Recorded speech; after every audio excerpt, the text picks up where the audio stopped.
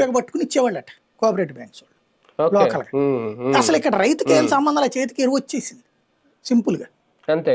ఇవాళ చేతిలో డబ్బులు పట్టుకుని అప్పు తెచ్చుకుని మరి డబ్బులు పట్టుకున్న ఎరువు దొరకట్లా. అదేమంటే పార్టీ లీడర్ కి సంబంధించినటువంటి ఇంటి దగ్గర ఉంటుంది. అసలు ఎట్టిస్తున్నారు పార్టీ వాడి ఇంటికి నువ్వు ఎరువు? ఇది కళ్ళ ఎదురుకుండా కనబడుతుంది కదా రైతుకి.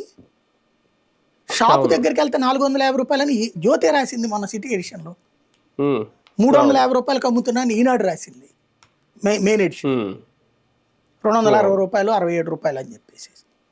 మరి అది కళ్ళ ఎదురుకుండా కనబడుతుంది, ఆళ్ళ పత్రికలే రాస్తున్నాయి కదా. అయినా ఏం యాక్షన్ తీసుకుంటున్నారు వీళ్ళు?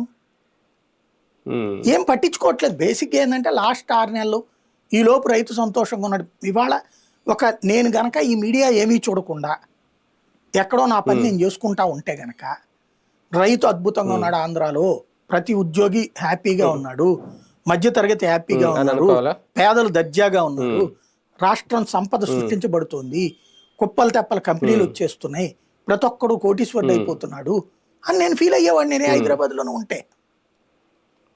ఆ ఫీల్ క్రియేట్ చేయడంలో సక్సెస్ అవుతున్నారు. అంటే ఆశని అమ్ముతున్నారు, కళని అమ్ముతున్నారు ప్రచారం ద్వారా, డబ్బులు మాత్రం కట్టలేదు. అదే కదా.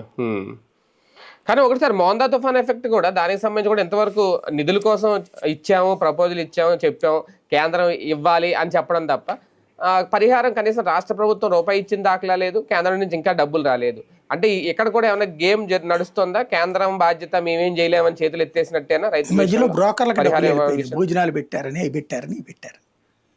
వాస్తవంగా మనకి